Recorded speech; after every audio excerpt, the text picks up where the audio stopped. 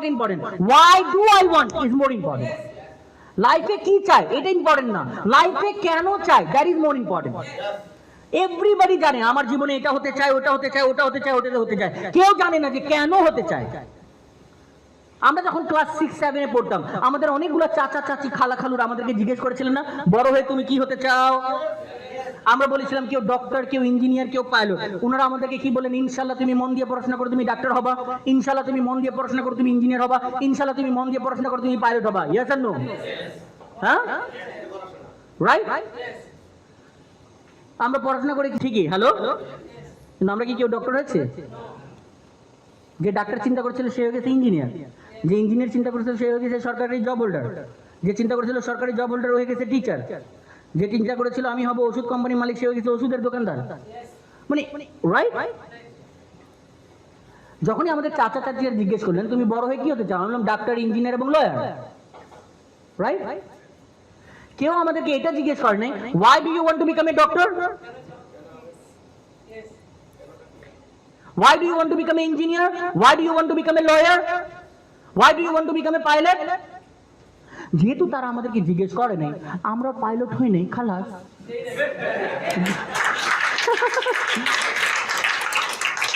ব্যাপারটা হচ্ছে যখন আমাকে জিজ্ঞেস করা হলো, আমি যখন বললাম যে I want to become a pilot, যখন মুরব্বীরা আমাদেরকে বললেন ইনশাআল্লাহ তুমি মন দিয়ে পড়াশোনা করো তুমি একদিন পাইলট হবা, ওইখানেই পাইলটটা শেষ।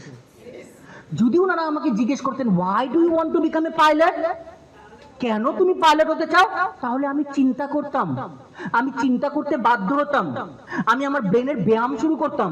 আরে আমি তো পাইলট হব বললাম, পাইলট হব কেন বললাম, এটা শুনতে ভালো শোনায় তাই বললাম, এটা বললে একটু ভাব নেওয়া যায় তাই বললাম, এটা ভালো বলতে মানে বলতে ভালো লাগে তাই বললাম, নাকি পাইলট হওয়ার পিছনে কোনো রিজন কাজ করে, পাইলট হওয়ার পিছনে কোনো কারণ কাজ করে? আপনি মাইন্ডে বের করতেন যে আসলে আপনি জীবনে কি হতে চান। অনেকগুলো বাবা আছেন না যাদের পাইলট হওয়ার স্বপ্ন ছিল,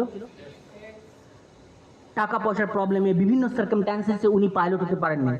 ছোটকাল থেকে বাবা তার মেয়ে অথবা ছেলের ভিতরে তার ড্রিমটাকে ট্রান্সফার করেছেন যে ইনশাআল্লাহ তুমি আমার বড় হয়ে স্বপ্ন পূরণ করবা।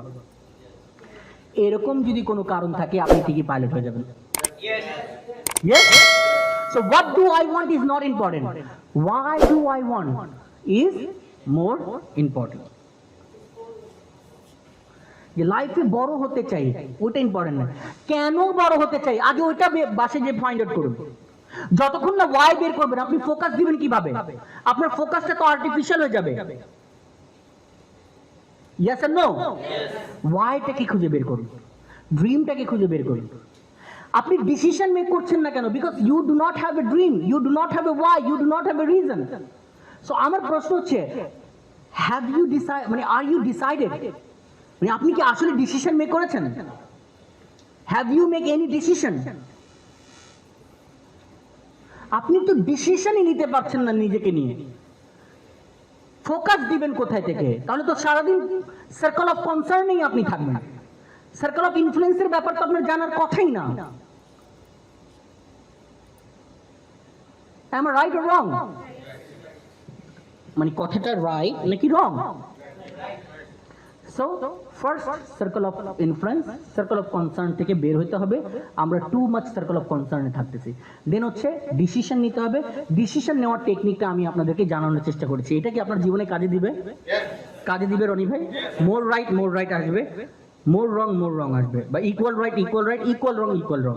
আপনাকে ইকুয়ালের ভিতরে টেকনিক হচ্ছে চুজ করার এটাই যেটা আপনার ফেভারেবল, যেটা আপনার আনফেভারেবল। ফেভারেবল হচ্ছে হ্যাপিনেস না, শুধু হ্যাপিনেস দিলে ফেভারেবল না, নো করেছে। ফেভারেবল তখনই যখন হ্যাপিনেস প্লাস যেটা আপনার গোল স্টেটমেন্টের, আপনার সফলতার, আপনার লাইফের রিজন, আপনার লাইফের ওয়াই, আপনার লাইফের পারপাসের সাথে যেটা যাচ্ছে সেটা আপনি অ্যাকসেপ্ট করেন।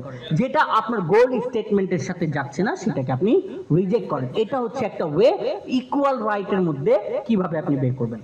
এবং মানুষের সারাটা জীবন চলে যায় এই ছোট্ট একটা জিনিস কিন্তু জানা হয় না। আপনি রং রাইট খুব সহজ, আরে বাবা রাইট, রং মোর রং, মোর রাইট মোর রাইট, কিন্তু ইকুয়াল রাইট মাথা ঘুরে। আপনি একটা নিয়ে নিলেন কিন্তু যদি আপনার গোলের সাথে না যায় তাহলে আলটিমেটলি ওই ডিসিশনটা আপনাকে অন্য। এখন আমরা আরো মজার একটা জিনিস শিখবো, আপনি কিভাবে ফোকাসড হবেন। ফোকাস হওয়ার আগে, ফোকাস হতে গেলে আপনাকে সার্কেল অফ ইনফ্লুয়েন্সে কাজ করতে হবে। ফোকাস নেওয়ার জন্য, ফোকাস হওয়ার জন্য আপনাকে ডিসিশন নিতে হবে। যখনই আপনি ডিসিশন নিয়ে নিলেন, আপনি সার্কেল অফ ইনফ্লুয়েন্সের উপরে কাজ করছেন। না, আমরা আরো একটা নতুন জিনিস দেখবো, এটাকে বলা হচ্ছে ম্যাট্রিক্স। এটাকে বলা হচ্ছে কি বলা হচ্ছে? Eisenhower matrix. Hello, Eisenhower matrix. Eisenhower matrix আপনি যদি গুগলে যান, ইসেনহাওয়ার ম্যাট্রিক্স বা ইসেনহাওয়ার লিখলে জিনিসটা চলে আসবে। হ্যালো, গুগলে যে যদি আপনি ইসেনহাওয়ার দেন চলে আসবে, অথবা আর্জেন্ট ভার্সেস ইম্পর্টেন্ট লিখলেও গুগলে চলে আসবে। Urgent versus important. এবং আমরা আর একটা স্কিল শিখবো, নতুন একটা স্কিল শিখবো, যেটা আপনাদের জন্য, যেটা ভেরি নাইস একটা স্কিল, যেটা আপনার জীবনে, যেহেতু আমি বলেছি যে আজকে আমাদের ট্রেনিংটা হবে ইনফরমেটিভ ট্রেনিং। আমাদের ট্রেনিংটা কি ইনফরমেটিভ ট্রেনিং হচ্ছে কিনা? Circle of influence, circle of concern, how to make a decision, right? Then আর একটা আপনাকে ইনফরমেশন দিচ্ছি, এটাকে বলা হচ্ছে ইসেনহাওয়ার ম্যাট্রিক্স। মুভিং অন, আমরা কি আগে বাড়বো? This is the scenario.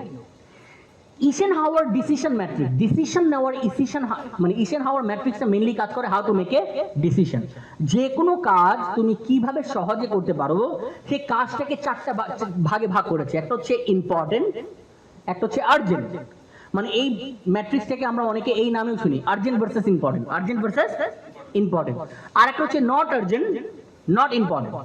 এবং এখানে দেখা যাচ্ছে চারটা কি আছে, চারটা কোয়াড্রেন্ট আছে, রাইট? দেখুন চারটা কোয়াড্রেন্ট কিভাবে কাজ করবে। যে কোনো কাজ, যে কাজটা হচ্ছে আর্জেন্ট এবং তার সাথে সাথে হচ্ছে ইম্পর্টেন্ট, যে কোনো কাজ, টাস্ক বা ডিসিশন, যে কাজটা হচ্ছে আর্জেন্ট এবং তার সাথে হচ্ছে ইম্পর্টেন্ট, সেটা সবার আগে করতে হবে। আপনার চারটা কাজ আসলো, চারটা কাজের মধ্যে, বা আপনার 5টা কাজ আসলো বা 10টা কাজ আসলো, এখন 10টা কাজের মধ্যে কোন কাজটা আপনি সবার আগে করবেন? যেটা আর্জেন্ট এবং প্লাস ইম্পর্টেন্ট, সেটা সবার আগে করতে হবে। Do it. হ্যালো, সেকেন্ড হচ্ছে that is urgent but not important, that is urgent but not important, সেটা আপনি সেকেন্ড, হয় আপনি নিজে করেন আর নাহলে আপনি ডেলিগেট করে দেন, আপনি এই কাজটা অন্য কাউকে দিয়ে করান, অথবা আপনি এটাকে সেকেন্ড রাখেন, আমি প্রথমে এই কাজ করব, দেন আমি ওই কাজটা করব। থার্ড হচ্ছে not urgent but important. Hello, not urgent but important. তাহলে সবার আগে হচ্ছে আর্জেন্ট, ইম্পর্টেন্ট। যেটা থাকবে আর্জেন্ট এবং সাথে থাকবে ইম্পর্টেন্ট, ওটা হচ্ছে এমার্জেন্সি, এটা সবার আগে করবেন। যেটা হচ্ছে ইম্পর্টেন্ট, যেটা হচ্ছে আর্জেন্ট বাট নট ইম্পর্টেন্ট, তাহলে এই কাজটা হচ্ছে সেকেন্ড। থার্ড হচ্ছে যেটা হচ্ছে ইম্পর্টেন্ট বাট নট আর্জেন্ট, সেটা কি বলা হচ্ছে? আপনি এটা সময়ের মধ্যে ফলো করবেন, যে আমি এই কাজগুলো শেষ করি, তারপর ওই কাজটা আমি আস্তে ধীরে করবো না, বিকজ ওইটা ইম্পর্টেন্ট কিন্তু আর্জেন্ট না। আর যে কাজটা আর্জেন্টও না, যে কাজটা ইম্পর্টেন্টও না, ওইটা করারই দরকার নেই। তো লাইফের প্রত্যেকটা কাজকে আর্জেন্ট ভার্সেস ইম্পর্টেন্টের মধ্যে নিয়ে আসেন। যে কাজটা আর্জেন্ট প্লাস ইম্পর্টেন্ট সবার আগে, first priority, first priority, first thing first, first thing first. যেটা urgent but not important second, যেটা important but not urgent third. আমি কি বুঝাতে পেরেছি? এটাকে বলা হয় ইসেনহাওয়ার ডিসিশন ম্যাট্রিক্স। এইভাবে আমরা সুন্দর একটা ডিসিশন নিতে পারবো। Look at that, urgent, urgent and important, do it. Urgent but not important, নিজে করতে পারেন পরে অথবা ডেলিকেট, যদি ওই সময়, যেহেতু আর্জেন্ট আছে, ইম্পর্টেন্ট না বাট আর্জেন্ট আছে, আর্জেন্ট ইম্পর্টেন্ট নিজে করেন, আর্জেন্ট বাট নট ইম্পর্টেন্ট, হয় নিজে তারপরে করেন অথবা কাউকে দিয়ে ওই কাজটা করিয়ে নেন যেহেতু আর্জেন্ট আছে। Not urgent but important, planning এ রাখেন, এটা ইম্পর্টেন্ট বাট যেহেতু এখন আর্জেন্ট না, এটা আমি করব। Not urgent and not important, eliminate করে দেন, এটাকে জাস্ট আপনি এলিমিনেট করে ফেলেন, হয়তোবা এটা দরকার নেই। আর্জেন্ট এবং ইম্পর্টেন্ট যদি না থাকে, আপনার সার্কেল অফ কনসার্নে ফোকাস দেওয়ার কোনো দরকার নেই। আপনার ফোকাস থাকবে অনলি সার্কেল অফ ইনফ্লুয়েন্সে, এবং সার্কেল অফ ইনফ্লুয়েন্সে দুইটার মধ্যে একটা থাকতে হবে, আর্জেন্ট ইম্পর্টেন্ট থাকতে হবে, ইম্পর্টেন্ট না থাকলে আর্জেন্ট থাকতে হবে, আর্জেন্ট না থাকলে ইম্পর্টেন্ট থাকতে হবে। তো এইভাবে আপনি আপনার ফোকাসটাকে ছোট করতে পারেন, আপনার পারসিস্টেন্সি, কাজের যে ধরনটা আছে, আপনার ফোকাসটা আরো বেশি গেল, আপনি আরো বেশি সময় দিতে পারলেন, আপনি খুব বেশি কাজ না করে আপনি ওই কাজটাই করবেন যেটা হচ্ছে আর্জেন্ট ভার্সেস ইম্পর্টেন্ট। হ্যালো, আমি কি বুঝাতে পেরেছি? ওকে। বিল গেটস এবং ওয়ারেন বাফেট দুইজনের একটা মিটিং ছিল, এবং যখনই দুইজনের মিটিং ছিল, দুইজনকে জিজ্ঞেস করা হয়, once a Warren Buffett and a Bill Gates had a business meeting. When they were both asked to write it down one thing that they have felt attribute to most of their success. তাদেরকে জিজ্ঞেস করা হলো জীবনের সফলতা পাওয়ার জন্য সবচেয়ে বেশি কি জিনিসটা দরকার, এবং দুইজনকে দুইটা পেপার দেওয়া হলো, মানে চিরকুট, দুইটা ছোট কাগজের টুকরা দেওয়া হলো, এবং দুইজন কিন্তু বসে আছেন, দুইজনকে আলাদা বলা হলো, এবং সারপ্রাইজলি মজার ব্যাপারটা হচ্ছে দুইজনে যেটা লিখেছেন পরবর্তীতে দেখা গেছে দুইজনে যেটা লিখেছেন একই জিনিস, সেই জিনিসের নাম হচ্ছে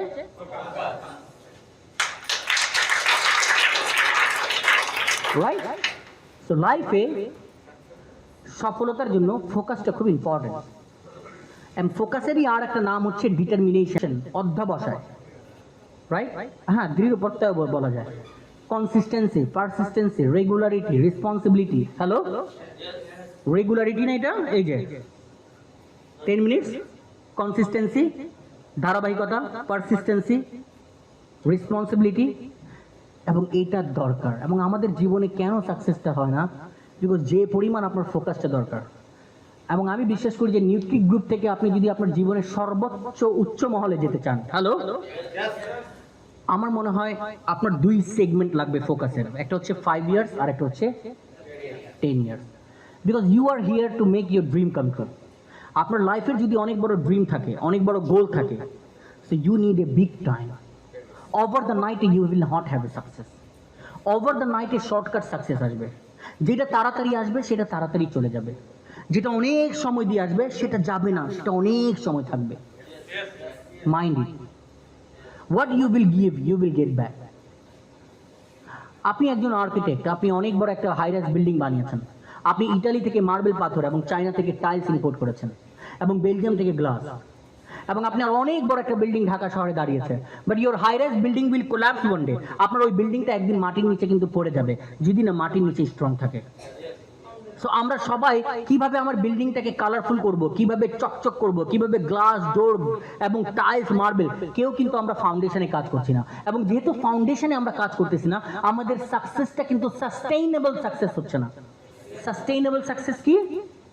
দীর্ঘমেয়াদী success, long term success. So we are all working for short term success. Over the night এ কিভাবে বড়লোক হওয়া যায়, ওভার দ্য নাইটে কিভাবে অ্যাচিভ কর, যেটা ওভার দ্য নাইটে আসবে সেটা ওভার দ্য নাইটে চলে যাবে, যেটা খুব তাড়াতাড়ি গরম হয় সেটা খুব তাড়াতাড়ি ঠান্ডা হয়। Why don't you understand this? যেটা অনেক দেরি করে গরম হবে সেটা অনেক দেরি হবে ঠান্ডা হতে। সো যেটা ফাউন্ডেশন মেকের মাধ্যমে যে সাকসেসটা আসবে সেখানে you need a focus 10 years. 10 years ফোকাসের যে সফলতা আসবে সেটা হবে নেক্সট 50 ইয়ার্সের সফলতা। Understand that? So you need a focus. আমরা জীবনে সফল হচ্ছি না কেন, সেটা নট অনলি নিউট্রিক গ্রুপ, এনিওয়্যার। আপনি ইন্স্যুরেন্সে আছেন, আপনি জবে আছেন, আপনি বিজনেসে আছেন, জবে তো আপনি যতই ফোকাস দেন আপনার যেটা আছে, সরকারি জবের কথা আমি বাদ দিলাম, যারা বিসিএস ক্যাডার তাদের কথা বাদ দিলাম, বিকজ সেটা হচ্ছে ভেরি ফিউ। বিসিএস ক্যাডারদের ফোকাসের, তাদের কিন্তু একটা গ্র্যাজুয়ালি মুভমেন্ট আছে, তাদের লাইফে কিন্তু একটা সফলতা আছে, এবং আপনার রিটায়ারমেন্টেও সফলতা আছে। বাট আমি মাস পিপুলের জবের কথা বলছি। সো লাইফের সফলতা পেতে গেলে you need a focus, and at least 5 to 10 ইয়ার্সের ফোকাস। ফোকাসের দুইটা সেগমেন্ট থাকবে, 5 ইয়ার্স অ্যান্ড দেন 5 ইয়ার্সের একটা জায়গা যাওয়ার পর দেন নেক্সট 5 ইয়ার্সের ফোকাস। এবং জীবনের সফলতা আসছে না কেন? বাট এইটার জন্য আপনি 12 মাস কাজ করেছেন, আপনি প্রায় কাছে চলে গিয়েছিলেন, 2 মাসের জন্য আপনার ফোকাসটা নড়ে চড়ে গিয়েছে, আপনি আবার শুরু করলেন, 2 বছর হলো, হ্যালো, 12 মাস সময় দিয়েছেন, 3 মাস গ্যাপ দিয়েছেন, পরবর্তীতে আবার কাজ করেছেন, 24 মাসের মধ্যে গ্যাপিংটা হলো কয় মাস? 3 মাস। আপনি কাউন্ট করতেছেন আমি তো 24 মাস ধরে আছি, নো, আপনি 12 মাস সময় দিয়েছেন, 3 মাস গ্যাপ করেছেন, পরবর্তীতে কতদিন সময় দিয়েছেন? আপনি 9 মাস ধরে কাজ করছেন, বিকজ যখন আপনি 3 মাস গ্যাপ দিয়েছেন, you have to start from now. নতুন এই ফর্মুলাটা আপনি কাউন্ট করছেন, জীবনে তো 10 বছর দিয়েছেন, 10 বছর তো দেন নাই, ওই সব ক্যালকুলেশন করলে মাত্র দিয়েছেন 2 বছর, 8 বছর কুল্লু খালাস। Circle of concern. সো একটু না বুঝে কাজ না করি, ইটস বেটার একটু বুঝে আমরা কাজ করি। আমরা সার্কেল অফ ইনফ্লুয়েন্স, লাইফে যাই গোল হোক না কেন, লাইফে যেই সেক্টরে আপনি কাজ করেন না কেন, লাইফে যে প্ল্যাটফর্ম থেকে আপনি সফলতা পেতে চান না কেন, আপনাকে সার্কেল অফ ইনফ্লুয়েন্সের উপরে কাজ করতে হবে, not circle of concern, my dear brother and sister. Right? Hello. Second, decision making জানতে হবে। তো আমি আপনাকে দুইটা জিনিস করার আজকে চেষ্টা করেছি, তিনটা জিনিস। এক হচ্ছে how to make a decision, সেটা কি ক্লিয়ার হয়েছে? সেটা হয়েছে ক্লিয়ার? ফিউচারে কি সেটা কাজে লাগবে? দেন ফোকাস কিভাবে হব? জীবনে মূল্যবান সময় আমরা নষ্ট করব না সার্কেল অফ কনসার্নে ফোকাস দিয়ে। জীবনে মূল্যবান সময় নষ্ট করব না সার্কেল অফ কনসার্নে, আমরা সার্কেল অফ ইনফ্লুয়েন্স। দেন হচ্ছে আইজেনহাওয়ার ম্যাট্রিক্স ডিসিশন। যে কোনো কাজটাকে urgent, important, urgent not important, important not urgent, not urgent not important আপনার করার দরকার নেই। সারাদিন যেটা আপনার কন্ট্রোলে নেই ওটা নিয়ে চিন্তা করে লাভ আছে? ওটা কি আর্জেন্ট? ওটা কি ইম্পর্টেন্ট? ওটা কোনোভাবে পরিবর্তন করতে পারবেন? বৃষ্টি আসলো, 7 দিন ধরে বৃষ্টি, আপনি কিছু করতে পারবেন? তাহলে ওয়াই ওয়ারি? ওই সিচুয়েশনের মধ্যে আপনার দ্বারা কি হতে পারে? এই 24 ঘন্টা বৃষ্টির মধ্যে আপনি কিভাবে বের হতে পারেন, কিভাবে ছাতা নিতে পারেন, রেইনকোট পরবেন, ওই সময়টাকে আপনি কিভাবে কাজ করতে পারেন, কাজে লাগাতে পারেন, that is called a circle of influence. আমরা ওইটা না করে সবাই ওইটা করছি, আর সবাই আমাদের কপালকে দোষারোপ করছি, প্রধানমন্ত্রী থেকে নিয়ে দেশ পর্যন্তকে দোষারোপ করছি। আই রে, এই দেশে জন্ম হইলাম বলে আজকে এই অবস্থা, আমেরিকা থাকলে ফাটাই দিতাম। Moving on. So focus is very important. পৃথিবীর 2 জন রিচ ব্যক্তি এবং তারাও কিন্তু তাদের ইন্টারভিউতে বলেছেন focus, focus is focus. Hello. Find your patient, observe your time, challenging attitude, utilize your resource, strong working habit, yes, discipline, consistency, persistency, right?